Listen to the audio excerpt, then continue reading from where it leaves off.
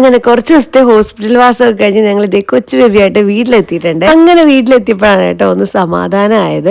സമാധാനിക്കാറൊന്നും ആയിട്ടില്ല. കുഞ്ഞിന് മഞ്ഞപ്പുള്ളതുകൊണ്ട് തന്നെ നമുക്ക് 2 ദിവസത്തിനുള്ളിൽ തന്നെ ഹോസ്പിറ്റലിൽ പോകണമായിരുന്നു കേട്ടോ, വീണ്ടും ചെക്ക് ചെയ്യാൻ വേണ്ടിയിട്ട്. അതുകൊണ്ട് തന്നെ ഇതേ ബേബിയെ വെയിലൊക്കെ കുളിക്കുമായിരുന്നു കേട്ടോ. അങ്ങനെ 2 ദിവസമൊക്കെ കഴിഞ്ഞ് ഇതേ ഹോസ്പിറ്റലൊക്കെ പോയി.